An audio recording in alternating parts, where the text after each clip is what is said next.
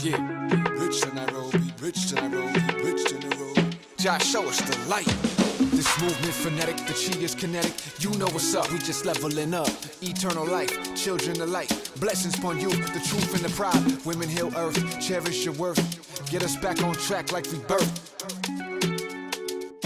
Welcome to SolSocial with Dr. Makeba and friends, the soul-nourishing podcast that takes you on a journey of spirituality, self-discovery, and healing. I'm Dr. Makeba, and I'm thrilled to be your guide on this metamorphic path toward embracing your purpose, trusting your intuition, and igniting your inner light. In this episode, I'm joined by my amazing friends LaSheta Reynolds, Ashe White, Keisha Clay, and Edward Checkarelli. LaSheta is an elementary school teacher, spiritual consultant, and a natural-born caregiver who leads with love. Ashe is a spiritual being experiencing life in human form.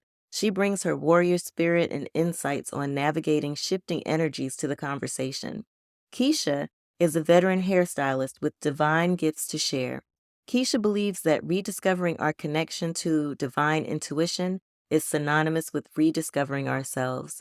And last but not least, Checkarelli is a high school teacher and MC. He describes himself as a spiritual light worker who battles to align souls with the divine presence of the Most High. He's actually the brilliant artist behind the intro music for this podcast. Join us as we explore insights from Dolores Cannon's book, The 3 Waves of Volunteers in the New Earth, which offers a unique perspective on our purpose here on Earth. If you haven't read this book, you may want to grab a copy after listening to this. I can't wait to hear what you think. Hello, ladies and gentlemen. Thank you so much for joining me today. Before we dive into the book talk, I want to have everyone just kind of give a brief intro, just your name and something quick that you want to share with us. And I'm going to start. I am Dr. Makeba, and the thing that I want to share is that today I am on fire. I am literally feeling like the Energizer Bunny, and I'm super excited to be here today. So let's start with Ashe. I'm Ashe. Today I am feeling a little out of sorts. I find myself just staring out into the abyss for long periods of time, but I know it's purposeful. I'm going to add a little bit to your introduction is that you are a warrior and you're feeling a lot of the energy shifting, and that's what's got you in a little bit of a daze because that warrior is waiting to pop out, and it's going to happen any day now. All right. Who's next? Hi, everyone. I'm Keisha, and I am newly ignited, so I was a little lukewarm until probably yesterday, and now I'm like super hyped. And I want to say it's a lot to be thankful for, and it's really because of this book too. So, I mean, there were other things, but it's like the cherry on top. And now I'm super geeked, very happy to have this discussion, be around like minds, like energy, bring light to the world. That's right. Bring your light, girl. Bring your light. And I'm going to add to yours that you did just say that you are feeling a little bit more geeked.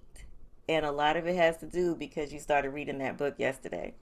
So that's why we're having this conversation today, because there are little tidbits in that book that are in there to jog our memories about what it is we're supposed to do here on this earth, why we're here. It's really exciting. And who knew? Okay. Yes.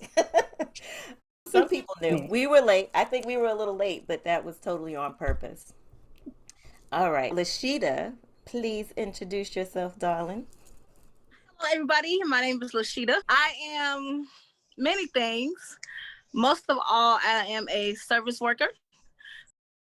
I'm a teacher by day, and I like to call myself a spiritual consultant by night.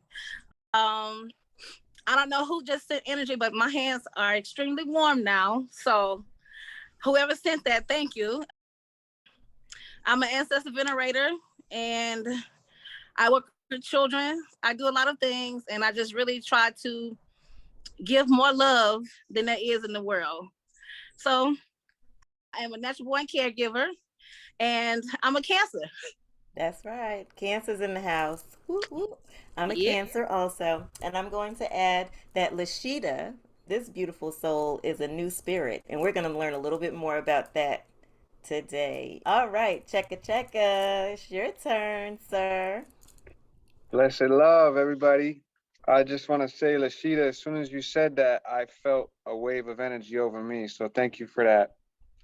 And I'm a Cancer too. So my name is Checkarelli. I'm a high school teacher and I'm an MC. And I'm here to bring alignment with the Most High through Yes, my work, through my ministry. I feel blessed to be here.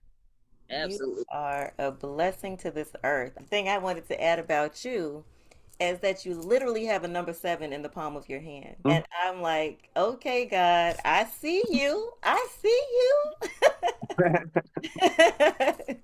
And I'm so happy to have you on this show. I thank the Most High for bringing us together because it is most definitely by God that we are here today to have this conversation about why we are here on this earth and why it's important that we know that now. I think that everybody in this world needs to read at least chapter 1 of this book. Because if you read chapter 1, you might have an aha moment. There are a lot of you out there that have been waiting for this inkling, this reminder to jog your repressed memories about the time before you were here on this earth. It might seem a little freaky, it might sound a little sci-fi, but the thing is, it's not science fiction, it's science truth. And, we talk a lot about science versus religion, science versus God. What we're talking about is God, period. He created all of that, including the science, including the knowledge, all of the information. He provided that for us. So I want to talk about these volunteers and what they're supposed to be doing and who they are and why it's been such a challenge for some of our new children, our souls, the little babies, why it's been so challenging for them in particular to adjust to this wild earth that we're living in. So I am going to head up and just say that I think I received this book just yesterday morning. Read the first 3 chapters and had to stop. I didn't even want to stop, but I was nodding off and receiving rapid downloads. And at first I was like, ooh, am I getting drowsy? No, I'm processing. And the first couple of things that really shook me was I could see my children in this. And I think it was chapter 1 when we talked about the discovery of the 3 ways, but it was chapter 2 where we talked about the first timers. And I was like, ding, ding, ding, ding, ding. I have a first timer in my house. And as I was reading the recollections of the first timers that Ms. Dolores was working with, it made me think about my 9-year-old and her experience that she's been having. And how since birth, everything was like, what is this? Oh my God. And how she's appalled at her human experience. And as I was reading, I just kept thinking about how kids be like, yo, that's savage. That's savage. Mm-hmm. And you're like, what do you mean? Right. And they're literally saying like the world is savage. And we talk about this new wave of parenting, about gentle parenting. And it's not because the parents are soft, it's because we have to deal with these children differently because they are differently. Their frequency is different. The way they process is different. Their experience and how they process information and how they're relating to other people, but just relating to us is mind-blowing. And as if I needed confirmation yesterday, We had a beautiful day. She ran the street. There was like a little gang of children running amok. And at the end of the night, she lost her stuff. I mean, lost her stuff. She completely, and if anyone's ever met my 9-year-old, she's a very gentle soul. She's sweet as pie. She's very vocal. When I tell you she turned into Tasmanian devil, it was like the Gremlin movie. What happened? She said she was upset that she didn't have a normal night and didn't chance to spend time with the family. And I said, you came in after dark and then you took your bath and now it's 8:30, baby, you gotta go to bed. And then I thought about the book and I said, she's frustrated with human time. She's frustrated at not being able to multitask and be in this one particular place, in this one particular human form at this particular time. And I immediately got a flashback of her as a toddler where she was, I mean, I stopped going places because she would tear it up. She would tear up the world. I was like, she needs to be confined. We can't be among civilized people. And she was so aggravated and she was so upset. And she just, she screamed and she hollered and she flipped on the floor. And we just listened to some frequencies and I worked on her crown chakra and I had her sister work her root chakra and we talked about it. And when she finished, she said, I feel so much better. I said, really? She says, I feel like that all the time. I said, do you? She said, yes, it's not enough time in the day. Time doesn't move. As if I needed confirmation. So to not give too many spoilers, because we do want people to go out and read this book. A first timer, I'm going to tell them, is a soul, a human that has not walked this earth before. It might be an adjustment for some of y'all to believe in reincarnation, but it is a thing. It's real, okay? And most of us, many of us on this earth have been here multiple times, but there are some who haven't. And one of those is my darling LaSheta. She's also a fixer and not a volunteer. I mean, you guys need to read this book because you're going to want to know what these things mean. LaSheta, can you talk a little bit to us about your experience at walking on this crazy earth and how you felt reading through some of that book? Because I've been going through this period of transformation because of where Pluto is in my natal chart. I will always be going through a transformation. So nothing's ever the same to me. In the last 4 years, I got about, I want to say 5 more years left. So I have a 9-year cycle that I'm going through. And I've been a natural born leader, very introverted, didn't really need a lot of assistance from people.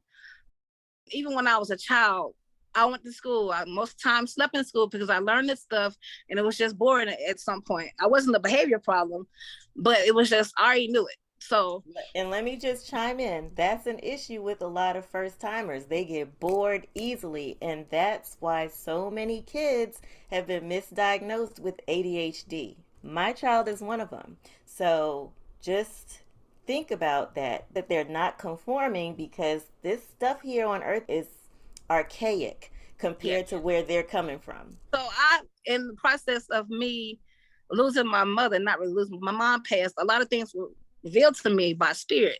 You know, God sent a lot of things to me very quickly. He sent astrology, he sent cycle pump work, he sent a lot of things to me, and I had to take a step back and just breathe and see what it is I was supposed to actually do, which is ever changing. So being a quote unquote new soul, I've had several people tell me that I didn't come into this lifetime with karma. I came into this lifetime to be of service to others and just bring love back into the earth. So I've had people tell me I've had Pleiadian ancestry. Did I say that right? Palladian, I think. I've had that ancestry. I've actually had blue beings come to me in my dreams. A lot of beings come to me while I'm asleep. That's when I do a lot of my work. When you say the word beings, we need to let that marinate a little bit, because in the book, it talks a lot about what the different beings are. And it's like, well, but wait, I thought that human beings were the beings and that the spirits that are out there are spirits of humans or maybe angels or whatever. But there are beings from other planets, other realms, other dimensions out there. And there are a lot of people, lots of human beings that have had experiences with those beings in a sleep state, some in a wake state. And when they talk about it, it is looked down upon like, what you talking about? And so a lot of those people have kept that information to themselves and kind of wondered, is this real? Am I crazy? You know, what's going on? So in the process of me seeing these beings, I've seen angels. I've seen a lot of beings in my sleep. So when Dr. Makeba said, you're a new soul, I was like, huh, it kind of makes sense. At first, I thought I was a second wave volunteer because sometimes I don't like people. And I just don't like how they treat each other. It is big and barbaric to me. Just today, I was crying a lot today because I was emotionally processed. I've been talking about death a lot this last week. And I just had a cousin die yesterday. A lot of death is around me, but I'm not attached to a lot of things. So when I say beings and a new soul, I went through a transformation when my mother died. The old me does not exist anymore. The new me is this person who was sent here to help others, like a big sister. This new me has a lot of gifts that I can give to people. I don't want to give it away, but there is, what chapter is Jane in? I think Jane is in chapter 28 or 23. But Jane is one of those people who has all the knowledge. I came into this world with a lot of knowledge. I don't know a lot, but I know a lot. Yes, because you're claircognizant. We're going to use the terminology so people know and they can tap into it. If you are a person who tends to know things, you don't know why you know them all the time. Sometimes people think that you're being arrogant or whatever. So these people who are claircognizant are truth tellers. We are truth tellers. And we get direct information from the source so that we can share it with you. There's a lot of stuff in the books that is just false. We have the gift of discernment to read through. I read several chapters of this book, and by the time I got to the end, I was like, this is not right. And because I have an ability to channel spirits and speak to beings from wherever, I was able to ask questions of the beings that were being interviewed, that were talking to her in the book. And they were like, well, we had to tell her that because we needed her to write these books and we needed people to buy these books. They also reminded me that God doesn't really want us to know exactly the future because we have the power to create a future that's beautiful and bright. We as humans were given free will. So that was something that they talked about in the book, right? We are, of the beings in the galaxy, we are the only ones really that were given free will as an experiment. And you see where that's gotten us. We've had the ability to make choices, and it's led us to this place that needs this fixing, this return to love. So that's what we're working on. There was also another chapter where it talked about this. It was a guy, I think his name was Robert, and Robert was in school, and in the school there were all boys in the school. These men were sent out, and before they were sent out, the third eye was activated so they can see things that people don't see. So when I tell people my third eye is activated, they automatically assume that I can see things. No, my third eye is my God eye. Yeah. So God opened my eyes to see things through his vision. And so Dr. Makeba and I were talking, and she hands me this seal of Gabriel. So before she handed it to me, I already knew that I was a messenger of God, right? And he revealed that to me in the dream. So my job here is to spread love and spread the goodness of God. And people think God is this man, woman. No, God is just light, and it's just the energy that you give to people. God is in you, and God is you. So, you know, a lot of people think that God is separate from them. No, if you were made in the image of God, that means God looks just like you. We all came from the all, the creator, whatever, you know, whatever that is. So I got to the part where they were talking about crystals. And so I'm not a crystal enthusiast, but I understand the energy that crystals give.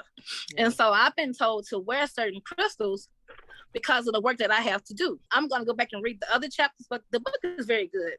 And side note, when you said don't believe everything in the book, don't believe everything in the Bible either, because it's half truth. Amen. Okay.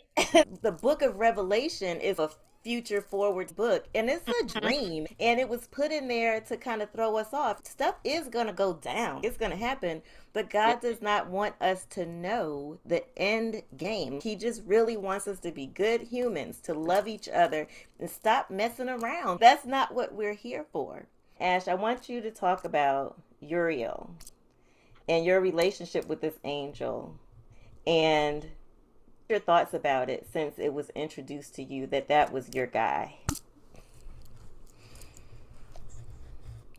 So it's a lot. I've been getting a lot of downloads. Let me just say that. I'm a little bit distorted, so to speak. My vision is a little bit distorted right now, and then my emotions are everywhere.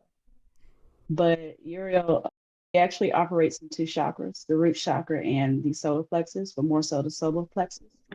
So the root chakra to stay grounded, and the solar plexus is more for strength, power, and knowledge. I've always been told that the seat of your knowledge, your body, everything starts in your stomach. That's your wherewithal. When you feel scared or something's going on, usually your stomach starts to growl, or you feel a little sick, or it starts in the seat of your stomach. So I just looked up some stuff. I couldn't find anything really on Uriel. And I bought the book, the Apocrypha, which is the missing books of the Bible. The Apocrypha is where they go into detail and explain the archangels and how they came up, how they help mankind in their tasks and things like that.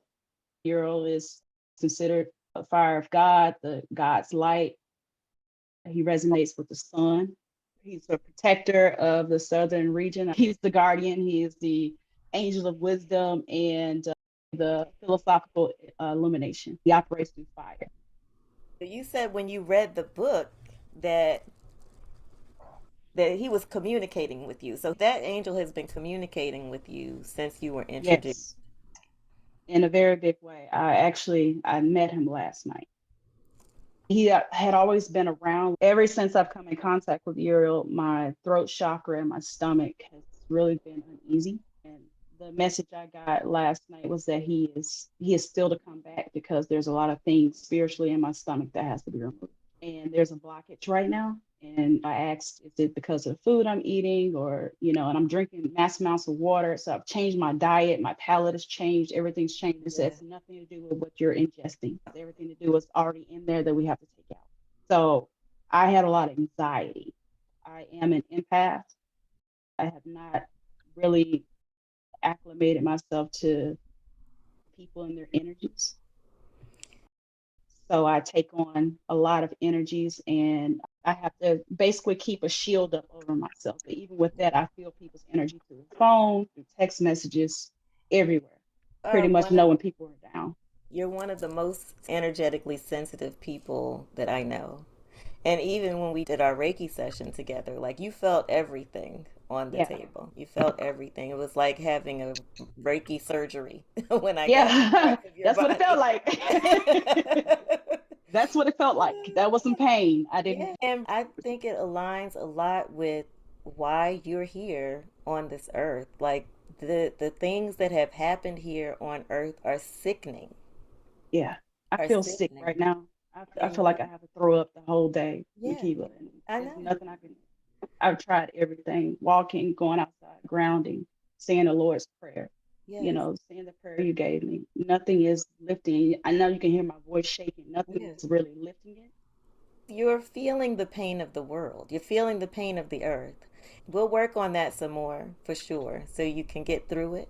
But keep doing your Reiki self-care. And that is one of the takeaways of the book too, that we are all energetic beings. I encourage people to learn how to do Reiki, not so that they can practice it on other people, but so that they can make sure that their own energy is aligned properly. When our energy is aligned, that's when our light can shine its brightest. In the book, chapter 23 talks about the truth, and the truth is what will set us free. I keep saying that we are the truth tellers, and the truth is going to set us free. Checka, I want you to talk about the truths that you know and how you've been inspired to write such beautiful music. I know that you have not read the whole book, but a big chunk of the book is about the new earth and what's to come. And a lot of your music predicts and talks about how we're going to break down the constructions that man has created to divide and separate, especially dividing and marginalizing people of color. I'd love for you to talk a little bit about that. I'm just honored to be able to speak in this group. Just to start with my experience with the book, I definitely resonate with the idea that we are light beings. I believe that we've been sent. I don't know how deeply I resonate with the waves of volunteers, the 1, 2, 3 waves. As I'm hearing everyone speak, I'm thinking about my son who's turning 7 next month, and I don't feel like he's a new soul. I feel he and myself have been here before. I feel that we've been tasked by the Most High with a very important mission as lyricists, as musicians, as artists. He is now following in my footsteps as an MC. We've been writing raps and playing the rhyming game, as we call it. And the other day he broke a lamp, which maybe is symbolic of light. Whenever something happens, I have a discussion with him, and then I ask him, what did you learn from this experience? And he'll explain to me what lessons he learned about how he would do things differently. And then I was like, all right, now I want you to go write a rap about it. And he's never to this point written a rap by himself without support. And he literally went and he wrote a rap by himself. I mean, he's 6 years old and he just was writing rhymes. So he came to me with this rap, and I was so impressed and inspired that he has been able to take on this skill. He's a natural. There was times when he was a baby, and there was one particular time that stands out in my mind, 2 particular times. One time we were at his dedication at the church. You know, while the service was going on, there was a light that was coming through this window in the church, and it was like the rays of heaven coming through. And he almost assumed this, like he was in a ceremony, like an indigenous type of ceremony. And he was moving around in this very unusual way, unlike any other child. And he was dancing and paying respect to the light beams that were coming through this window and shining down right where he was sitting. And he was just entranced by this light and moving around in this way that he's never done. Well, he's only done one time other. And I took a lot of notice of that. It was one of the time where I have this big, huge Tibetan singing bowl. And if anybody's familiar with Tibetan singing bowls, they're sound healing. And I took that out one day, and he did the same thing that I was just describing in the church. He just entered almost like a trance-like state where he was in a ceremonial dance and looking up to the heavens, and, you know, like this awareness, this knowledge that he's not a regular person. You know what I mean? I'm gonna have to interrupt, and I'm interrupting because Dolores wants to speak. This happens on this show because it's the living friends and the spirit friends, but you never know who's gonna show up. But Dolores has a message for you, Checka. She wants you to read the book, and she believes that it will jog your memory if you get a little bit deeper in the book. And if you look at yourself as less of a volunteer, but more of an observer, because you are a knower. You've seen so much, and you've been on different planets and things. You have been on Earth before, but a lot of the things that you've done in the existence of your spirit has been traveling and being a part of the culture and absorbing it, learning it, spreading love, spreading light. And so you should read it. You should challenge the things that you read. But Canaan, I believe, is the name of the character in the book, one of the beings. Have a little conversation with Canaan because you might see yourself there. The other thing she wants to share is that, and this is a funny thing, not funny, but you told me this, that you don't identify as a white man, which is great because we're all human beings. And man created these categories of color. So that is one of the things that your higher knowledge and that connection to where you came from just would not allow you to do, because you're like, this is ridiculous. You humans are stupid, and I am not falling in that category, especially if it's a category of humans that have tortured and mistreated people and who have taken history and contorted it for their own benefit. You just can't even tolerate that. So you're like, I'm not one of y'all. And it's because you're not. Simply put, you are not. You are so special. And that's why when I met you in person, I felt like I knew you my whole life. And it's because you were put on this earth as a gift. So let's talk about this song a little bit, because I definitely want people to support this song because it's so spot on.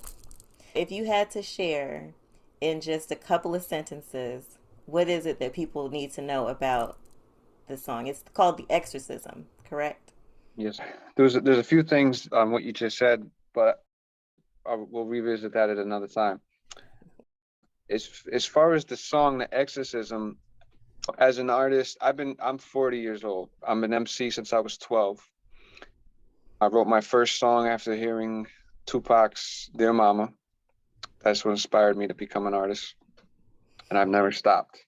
I'm a high school teacher in the South Bronx, and in 2011, I formed a student-based hip-hop collective called One Blood Universal, and we put out a mixtape in 2012.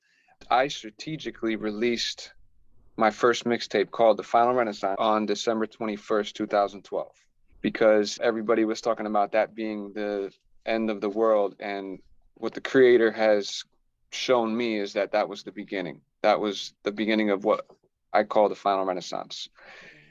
So I released it on December 21st, 2012. The second mixtape, which was called The Spiritual Renewal, was released in 2014 on Easter. And my debut album came out December 21st on the 10-year anniversary of the Final Renaissance's release. It's called Eternal Life.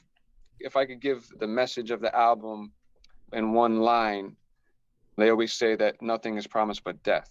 I say no, more than death was promised. Eternal life was promised to us, not just by Yeshua the Christ, but in Kemetic, ancient African, Egyptian spiritual beliefs, eternal life.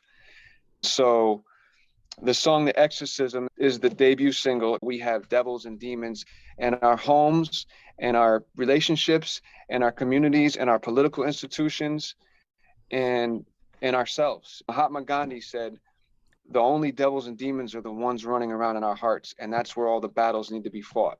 And so this is the exorcism. This is the spiritual renewal. This is the final renaissance and the awakening, and the love and the light is shining. And like you said, we are the truth tellers. We are the light bearers, and the Most High is guiding us to be here right now to do this. And that's what the exorcism is about. So I'm inviting everyone to get in this work, start exercising.